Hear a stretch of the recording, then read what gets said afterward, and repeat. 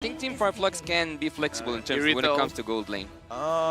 Do they actually want to go for the Irithel in this particular match? I feel mean, Claude is the safest. Yeah. Claude is great. Really safe, right? It has the mobility to kind of keep Joy on her toes, to really decide which direction she wants to dash in, compared to Irithel, where it's like, I'm booking it one straight line away from you. RRQ kind of needs some crowd control, won't you agree? Yeah. Minotaur? But then letting the Angela become mid? Yeah, that would be a bit... Or the Tigreal? Cho. Or the Cho. Tigreal? Tigreal as well, yeah. Tigreal in this particular... I don't know. It's a little tough to catch some of the heroes on the side of Fireflux, I suppose. And let's not forget that at least with the Nolan, if you're looking to kind of lock him down, he has the inbuilt cleanse with his ultimate, right? There we go. We see the Yuuzong, and it looks like RRQ are positioning themselves for a full dive comp, but we still need that level appeal to kind of make sure that Brody's able to keep up with the rest of the team. I'm liking the damage coming in from RRQ here, the Joy as well as the Brody. Honestly, even the Yuuzong in the lane is quite good. I'm just looking for an enabler. They have a lot of payoffs, but who's really going to start things off? Especially before level 4. Sure, level 4, you got the Yuuzong. I kind of want something a little bit more reliable, level 1, level 2. What Cho? if... Well, I'm not going for that approach. I'll go for something kind of similar. What about a Lilia here? What about making Team Fireflux unable to move, that the RRQ can dance around the Lilia bombs? Huh, interesting. I would say if that is going to be the case, especially since Tigreal is going to be locked on the other side for Fireflux Esports, maybe this just might be an angle where you play along the lines of Novaria, right? Want to go crazy and get Diggy? Go ahead. Oh, Diggy! Oh, man, Nolan is there. Nolan makes Diggy not as good, but you know. Buddy, I don't know. Just putting out there. That's a hot take. That's like almost like a 5-man Arla final slash sort of situation right there. Yeah. We're getting close to it. We're getting close. But I think that at the very least for RRQ Akira, they still need some way to kind of set things up, like you mentioned before. I was thinking maybe along the lines of Kufra, but then the counter engage looking for Fireflux Esports. Bit dangerous. Maybe the Novaria might help it out to make those clean decisions for the team. All right, 5 seconds in. Will this Angela be a mid? Will it be Roamer? And it will be... Okay, Minotaur. Who called it? I think you are the one who called it, Gideon. No. That was LaFell's one early on, prior to the Angela there. Interesting compositions built from both sides. I feel like Fireflux is a lot more standard, but then we look on over to RRQ Akira. They've got some interesting synergies amongst the heroes to kind of get by. Well, having the Angela, I would say that it's a really good pick in the mid lane, okay, but we haven't seen her effective yet, unless for that one game that I always like hate myself for remembering that Angela at some point could have got a Maniac in the M5, but the damage output, speaking of RRQ Akira, I think they have all the damage they need, all the types of it, the physical damage and also the magical damage. On the other side, I would say that Team Fireflux have crowd control and also they have early and potential defense in the late game.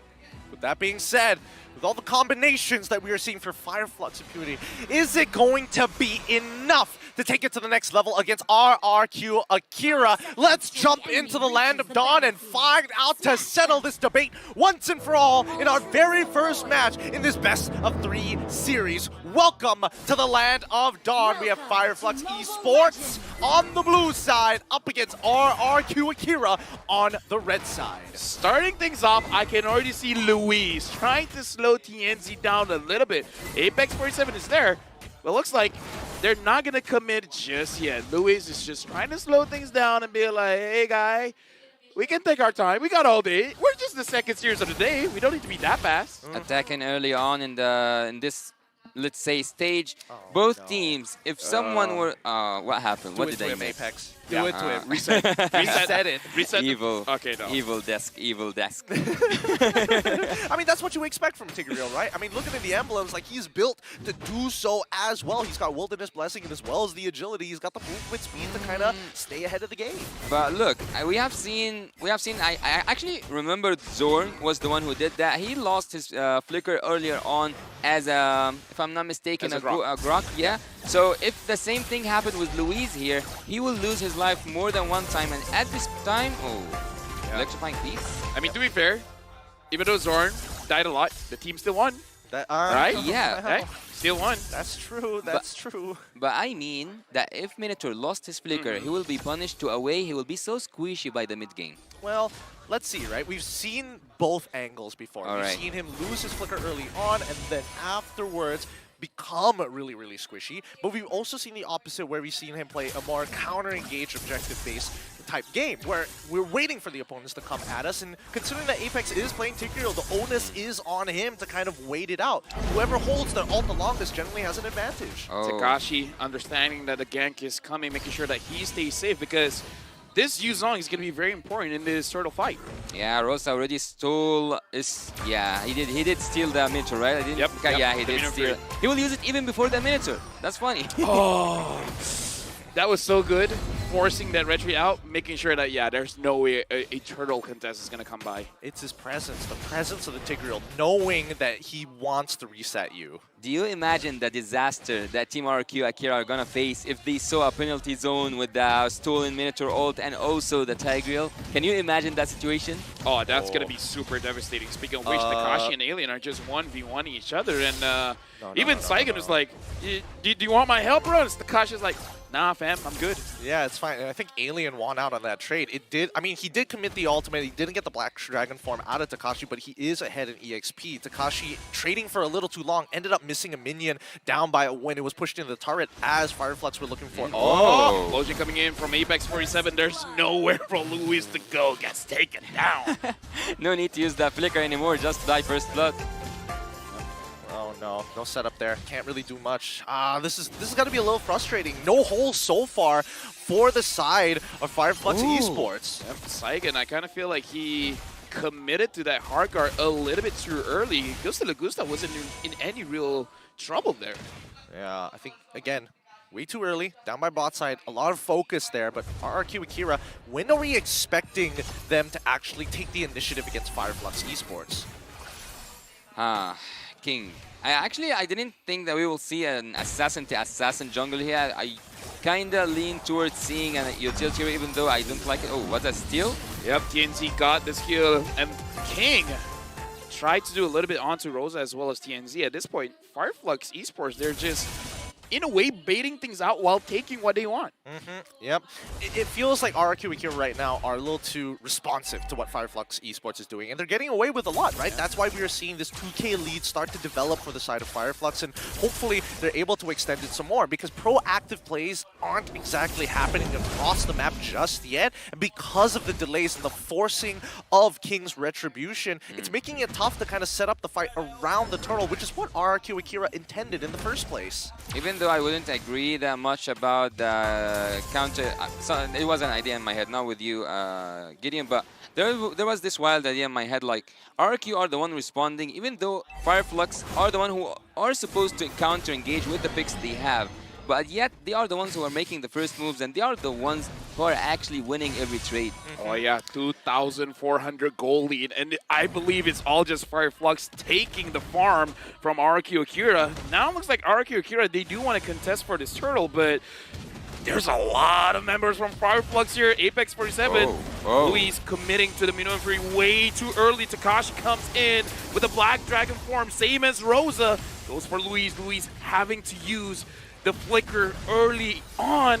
Now Apex 47, implosion! Hits onto 3. Rosa gets a kill, gets a double. Beautiful penalty zone coming in from Alien. Oh, dude, this is hive mind tactics for the side of Fireflux Esports, right? They were able to steal away the orange buff from RRQ Akira, even though King was on it initially, decided, you know what, I gotta leave. I gotta be by that turtle side for the rest of my team. And Fireflux, like the hive mind they are, just pull back, send out the appendages, steal away the camp, and rinse and repeat. The whole team moves as one as we jump into this instant replay brought to you by Kadea. Let's see together what happened and what went down for both teams. Oh, look at Apex. Apex just knew the right angle to go in, and that's what I told you about. It's a nasty team fight. The air crowd control coming from the side of team Fireflux can be devastating to a point that you cannot move, almost get paralyzed. Look at Sunshine's gold as well. He's 1k ahead. He's one item maybe ahead from Gusta Lagusta. Team RQ, early game losing that hard. I think it's gonna be so hard to bounce back, to be honest. let's see how they're going to attempt it, right? 4.5k, 6 minutes into the game. The Hive Mind continues to take control over the map, and even so, you would have imagined that at least with the Angela's Heart Guard and big enablers for the side of RRQ Akira, they might have been able to get a trade back, but so far, nothing, right? 3-0. Do you see that goal, the XP difference between Takashi and Tenzi? It is, oof. Even King level 9, Wow. TNZ level 12. Not looking good. At this point, RQ Akira, the thing is they have the tools to fight back. They just don't find the opportunities. And now Alien trying to 1v1 against King, and even King can't really do much against this Terizla. He had to bolt out of there. Yeah, that Black Dragon was just scouting the sky. Bot side tier 1, all tier 1s on both sides are destroyed. Look at that. The Hive Mind just invading as one for this purple buff. It's pretty important for TNZ, but honestly, it's just slowing them down. Look at that. Even Retribution's being committed to it. After this, during the analyst segment, we just have to see how much buff the RQ Akira actually accumulated. And now King goes for Sunshine, taking quite a lot of damage. Sunshine is all by himself, but personally for me, I might have just forced it, you know? Oh, Apex, look at him coming from a really good angle here. Yep, still. RQ Akira looks like they're hesitating a lot. They're not really being proactive at all. I don't know why they're so nervous, right? It looks like nothing's really going together with them, right? We're seeing these engages coming in from Luis. We're seeing these moments coming in from like King as well, but we don't see the backup. Like, where's Gusta Lugusta? Is he in the right position? It feels like Sagan is being utilized, but at the same time, where are the rest of the teammates to kind of solidify a way to bounce back into this game, to find the trades? Yeah, this is not the same RRQ Akira we saw against Team Blacklist earlier on. Ooh. Wow, that damage. I gotta hold my breath because that was almost a 1v1 kill. And Flux Esports, again, this entire game is just 3 kills. But Flux gets everything. They are 8,000 gold ahead. They're choking them out. I would add upon that, it's also not free kills, it's free turrets as well. Yeah, free turrets as well. Coincidence? I think not, because Flux at this point of time, I would imagine that even if they don't like take. Oh, whoa, Luis goes for it. Hidden free on the tree. They got Sunshine. Sagan gets the kill. Takashi with the Black Dragon form. Looks like he's there to push people away. Now they're being proactive. Finally. Okay, let's look at the items. Let's see whether there was something that made the difference here. And what I'm seeing is that at least 2 items have already been completed for Gusta Lugusta, and that's what gave him a bit of confidence. But let's not forget that even for the side of King, right, he's got the G. Ooh. No, he's in trouble. He's in trouble. No. Oh no! TNZ with the fracture gets the kill. Is that five levels ahead almost? Yeah. 4 levels. 4 levels. He's going to get 5, Yeah. especially if he clears up that top side, goes back and clears his bottom side jungle, and also takes that Lord. This is, look at the damage dealt, right? As much as we would like to believe, TNZ, he's doing everything. Rosa is actually almost doubling his damage, 28,000 to 19,000. The thing that doesn't make sense to me, and I need to ask about that because, of course, like none of us is perfect, but why? Why do I see the Necklace of Durance always as a first pick for the Valentina, even though I think that she can use some other items to have damage outputs or cooldown or something? Number 1 is definitely the Elegant Gem, just because every single time you level up, your HP gets topped off, your mana gets topped off, so you don't have to recall. And going up against a composition that has a Minotaur as well as an Angela, it kind of secures you that first blood, that first kill. Wouldn't you like? Oh wow! Yeah, wow, you can do things that like was that. quick. Yeah. And it's cheap. It's so cost efficient, right? Because let's compare it to people who, last time, before we even started thinking about cost efficiency, it was about getting Dominance Isis for supports as quickly as possible, right? Yeah. Now, technically, at least while you are waiting for that item power spike to actually happen, people who actually get the farm can minimize the overall healing coming out from RRQ Akira. Yep, and right now, Flux, they're just getting all of the holy defense coming in from the inhibitor, so RQ Akira, 10,000 behind. They need a miracle here. They need to do what they did just now. Luis needs to catch 3 people with his Minu and Fury. Yeah, it's going to be so hard, though. It's going to be so hard because looking at the other side, looking at the side of Team Flux, they are in. Luis re-engages. Apex 47 still holding on. And they baited it out. Whoa. But from behind, King tries to get a kill, but TNZ out-damages him. Gusta La Gusta gets a kill onto Apex 47.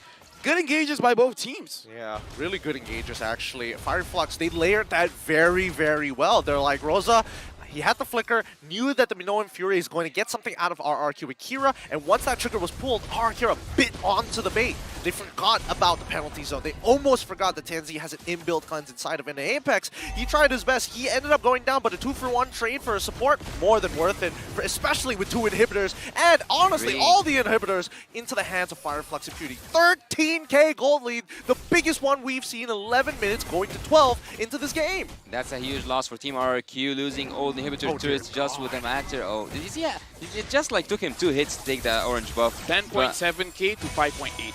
Yeah, it's like, as I told you, it's the same as last game, Stitch State with Bebex. It's almost the double. Oh man, this is a hostage situation, man. Yeah.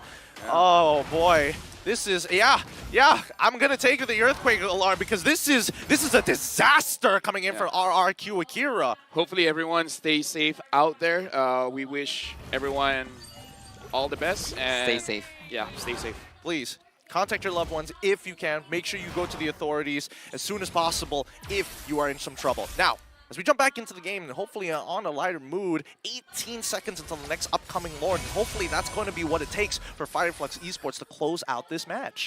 Team RRQ actually needs some kind of a perfect approach. Let's look at the good things here. They do have some crowd control. So they do have a zoning hero. They can reach the back lines. The Ghost Lagosta haven't died yet. So there are some assets for Team RRQ. If they use them well, they might actually pull off one more defense. And by one more defense, they can buy time. And by buying more time, they can get back to the game.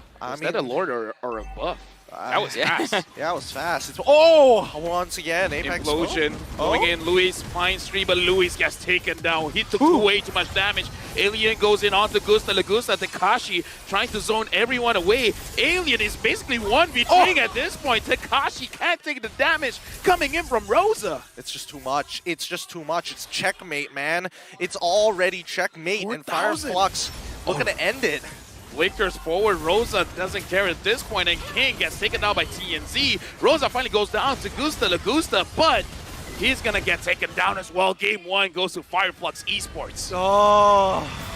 Oh man, that was difficult. That was really difficult to watch. I mean, so many of the win conditions just denied away from RRQ Akira, on top of the fact that they were getting stat checked time and time again. Once again, Fireflux playing like a forest fire, honestly, taking as much of the land as possible, working like a hive mind.